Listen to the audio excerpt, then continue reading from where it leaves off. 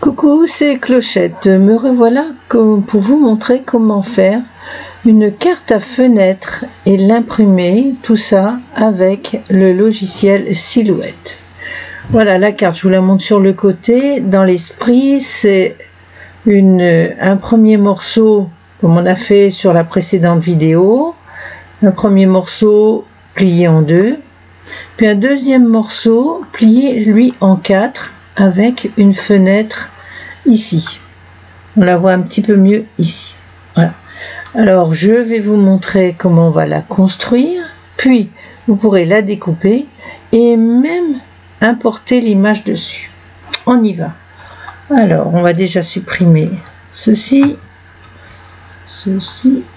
on va resupprimer tout ceci et nous voilà. Vous avez reconnu la carte qu'on a fait ce matin avec l'arrondi des coins.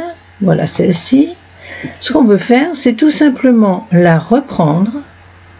Donc on la remet ici. C'est pour ça que il va être important pour vous, si vous voulez garder vos créations, de les enregistrer dans la bibliothèque. Alors ça fera l'objet d'une autre vidéo. Alors ici, la carte, elle fait tout bonnement 10 de haut par 20 de large. C'est divisible par 4, c'est divisible par 2, ça nous arrange bien. Et le document étant 21, 29, 7, c'est du A4, ça va passer. Alors on y va. Donc on a dit 20 par 10. Alors vous vous rappelez, on prend ici la fenêtre et on arrive dans le deuxième onglet. La fenêtre, l'onglet transformé. On va afficher 20. On va afficher 10. Et on va faire appliquer. Parfait. On va la mettre dans l'angle. Donc en X0, en Y0. Et on va appliquer. Pour les besoins, on va remettre du blanc à la place du gris. Vous allez voir ici, ça va être facile. On va remettre même pas de couleur du tout finalement. Voilà. Donc on va vérifier que le trait ici soit bien positionné à 10. Sinon, on va l'enlever. Donc on va... Par contre, sur une précédente vidéo, on avait groupé le tour avec la ligne pour que ce soit fixe, que plus rien ne bouge. Donc on va aller dégrouper toute la sélection. On va faire objet, dégrouper. Vous voyez, ça se complique un petit peu. Et on va vérifier en sélectionnant la ligne qu'elle soit bien à 10. Et bien voilà, en X elle est bien à 10. Donc on peut la laisser. On va donc regrouper nos deux éléments en faisant un CTRL G ou en allant dans Objet et Grouper. Alors le deuxième élément fait 10 par 20 aussi, sauf que là, il va falloir faire 3 pliures, un pli vallée, un pli montagne et un pli vallée. Premier pli vallée va situer à 5 cm, le deuxième pli montagne à 5 cm, le troisième pli à 10 et le troisième pli à 15. Donc, comment on va faire? Eh bien, on va déjà refaire un rectangle. Vous savez maintenant le rectangle sélection. On va lui donner une dimension de 20 par hauteur 10. Donc on va appliquer. Voilà. On va sélectionner celui du haut, puisqu'on n'en a plus besoin, on va le mettre sur le côté.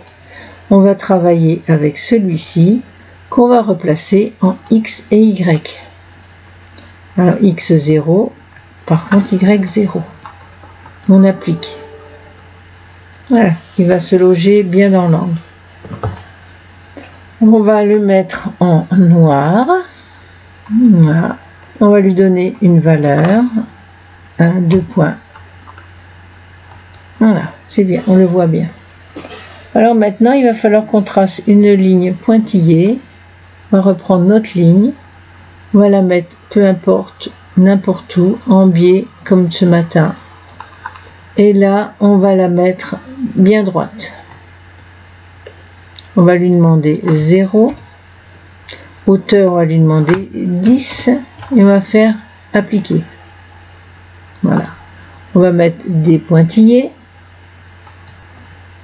On va la passer en noir. Voilà. On va lui donner une valeur, 2 points. Voilà. Alors, comment on va faire pour... Voilà, toi, tu t'en vas. Voilà, on va prendre. Comment on va faire pour remettre une ligne à 10 et une ligne à 15? On va compliquer la chose. L'outil sélection. On va sélectionner cette ligne. Et on a ici une autre fenêtre qui va s'ouvrir à la place de l'autre. Et on va simplement faire dupliquer. On duplique. Je vais la mettre sur le côté parce que j'en aurai encore besoin de cette fenêtre. Et on va retourner dans ma fenêtre transformée. Et là, on va lui donner une valeur de 10 cm. Et vous allez voir que ma ligne va aller se poser à 10 cm. La même chose, on va retourner dans ma fenêtre répliquer, on va faire dupliquer vers la droite et on va donner cette fois une valeur de 15 et on va faire appliquer. Voilà. Comme dans l'autre vidéo, on va reprendre la flèche sélection, on va tout sélectionner pour ne plus que ça bouge. Et on va faire objet groupé ou un CTRL-G. Voilà, ça ne bougera plus. On peut fermer ma fenêtre transformée, on peut fermer la fenêtre répliquée. Maintenant, on va faire un ovale. Donc, on va dans les formes, la forme ovale, et on va tracer un ovale. Voilà. Volontairement, il n'est pas à cheval. Mais c'est pas compliqué. On va retourner dans ma flèche sélection. On va sélectionner l'ovale, il y est déjà, plus la forme rectangulaire. On va retourner ici dans la fenêtre transformée. On va dans le deuxième onglet, non, premier onglet, pardon, excusez-moi. Et on va faire centrer. Voilà. N'oublie pas de la mettre en noir et de lui donner une valeur. Un point, ça suffira. On va tout sélectionner. La valeur d'un point partout, c'est pas mal. Voilà. C'est bien. On va, rappelez-vous, donc objet groupé. On va la faire glisser un petit peu pour pouvoir imprimer.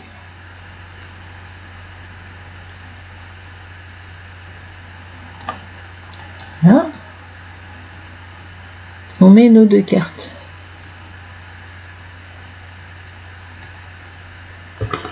Alors notre ovale ici, on va laisser comme ça. Plus tard dans une autre vidéo, je vous montrerai comment on enlève les pointillés ici. Elle fait combien? 9 minutes 15 pour l'instant, donc je peux encore vous montrer. Ici, si vous n'avez pas de joli papier chez vous et que vous voulez mettre un joli papier, vous pouvez, à l'aide de cette fenêtre, la palette ici comme ça, aller dans les dégradés ou simplement ici, ils ont quelques papiers à vous proposer. Alors, on va prendre quoi? Un petit papier à pois, ou pourquoi pas un petit papier à pois. Voilà. Après, vous trouvez les pois trop gros, on va réduire le motif.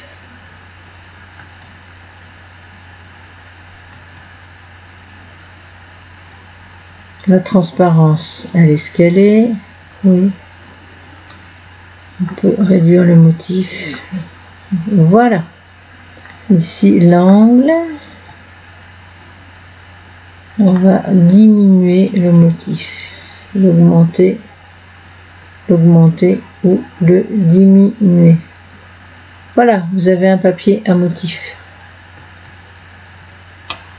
Ici, vous pourrez mettre un autre motif et vider. Après, c'est à vous de jouer sur les formes, et les couleurs et ce que vous voulez. On apprendra dans une autre vidéo à mettre autre chose et à faire autrement, à enregistrer surtout vos créations dans la bibliothèque, c'est important. Voilà pour cette deuxième vidéo. J'espère qu'elle vous plaira et puis à bientôt.